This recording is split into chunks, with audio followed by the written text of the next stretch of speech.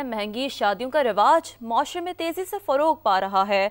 शादी की तकरीबात में करोड़ों लुटाना स्टेटस सिंबल के लिए ज़ाहिरी नमूदो नुमाइश आम सी हो गई है। 3 रोज का इवेंट अब कई दिन चलता है, ऐसा क्यों है और उलमा इस बारे में क्या कहते हैं? कासिम अरशद की रिपोर्ट।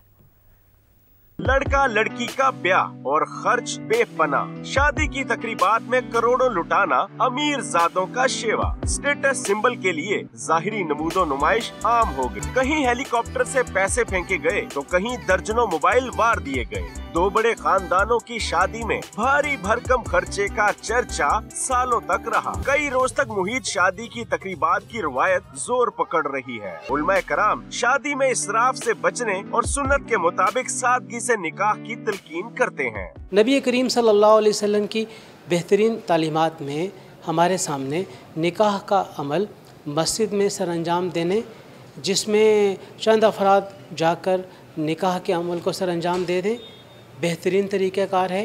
अपनों की खुशियाँ अपनी जगह, लेकिन मजा उसी दौलत का है जो किसी मुस्तहिक के काम आ जाए। कैमरामैन कुलरेज मंशा के साथ कासिम अरशद, समा, लाहौर। कहते हैं शादी का लड्डू जो खाए पछताए, जो ना खाए वो भी पछताए। लेकिन माहिरीन का कहना है कि ये लड्डू जरूर खाएं मगर अपने बजट में रहकर, वरना बेशुमार ज़हनी मसाइल का शिकार हो सकते हैं। ये रिपोर्ट देखिए। बात पक्की, ब्राइडल शावर, दुआए खैर, मेहंदी, मायोर, ढोल की कवाली नाइट और कई रसूमात, ढोल, बैंड बाजा, जगमगाती रोशनियाँ, बेशुमार डिशेस, फोटोशूट और शादी हॉल। पाकिस्तान की हर दूसरी शादी शाही और महंगी नजर आती है। अक्सर लोग इन इखराजात से परेशान तो हैं, लेकिन ज्यादातर इसे मजबूरी करार देते हैं। बिल्कुल ज़रूरी नहीं हो गया, लेकिन बस ये है कि तुमने ये काम कर लिया ना तो मुझे भी वही करना है।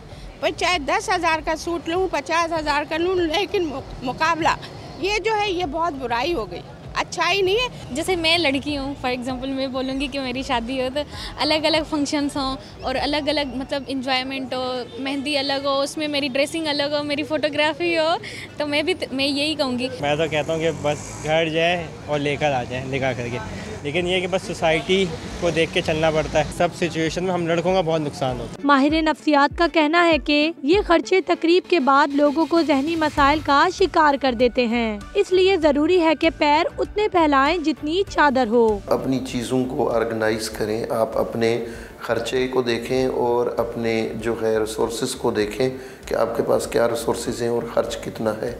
शादी एक इंसान की ज़िंदगी में एक बहुत बड़ा इवेंट होता है, इसमें कोई डाउट नहीं है, लेकिन उसके साथ साथ आगे की फ्यूचर की भी सोचनी चाहिए। माहिरीन का कहना है कि महंगाई के दौर में सादगी से शादी को रिवायत बनाकर न सिर्फ माशी मसाइल से छुटकारा पा सकते हैं, बल्कि शादी के बाद जिंदगियों को आसान बना सकते हैं। कैमरामैन इमरान शाहिद के साथ फरवा अली, समा, कराची।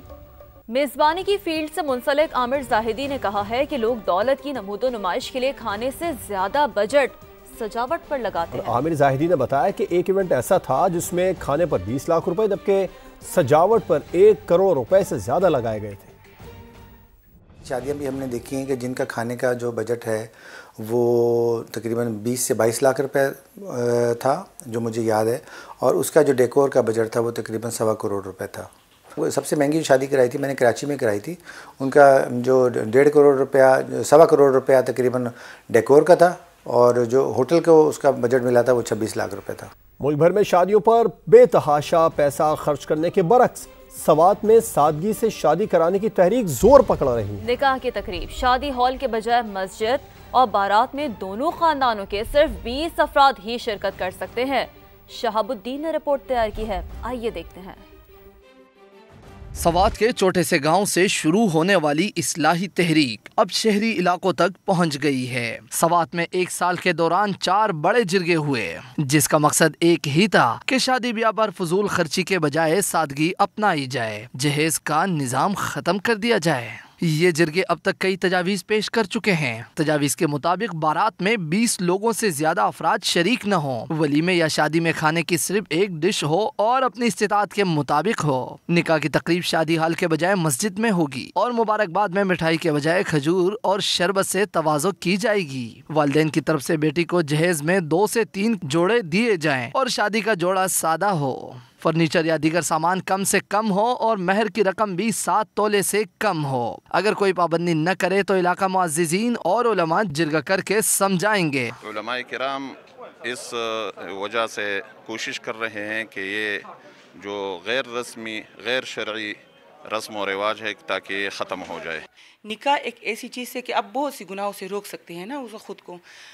तो जिस तरह एक लड़की एक गरीब घराने से ताल्लुक़ रखती है और वो जहेज़ नहीं दे सकती, तो उस लड़की की ज़िंदगी घर बाप के घर में बैठी हुई कैसी गुजरेगी। एक तो हमारे जो इलाके की यहाँ की जितने भी मशरान हैं, अगर इस पर ज़्यादा वो ज़ोर दें कि हम इस जहेज़ की लानत को रोक सकें तो बहुत सी लड़कियाँ अपने घरों में आबाद हो जाएगी और ये केसेस जो है ये भी कम हो जाएगी।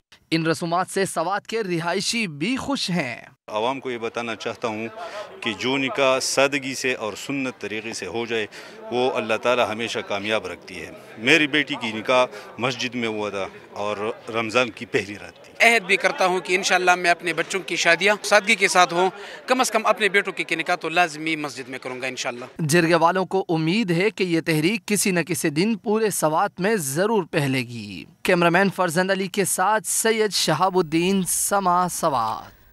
तो इसी तमाम मामले पर बात करने के लिए हमें ज्वाइन किया है मुफ्ती ज़ुबैर साहब ने। मुफ्ती साहब बहुत शुक्रिया समा को वक्त देने के लिए। शादियों पर जिस तरह से पैसे बहाए जा रहे हैं, ये रिवायत या तर्ज ज़िंदगी हमारी सोसाइटी के लिए कितनी नुकसानदेह है मुफ्ती साहब? और साथ साथ आपकी मौजूदगी का फ़ायदा उठाकर ये भी जानना चाहेंगे कि शादियों से मुतालिक दीन इस्लाम में क्या अहकामात हैं, शादियों को कितना सादा और आसान बनाना चाहिए। जी मुफ्ती साहब।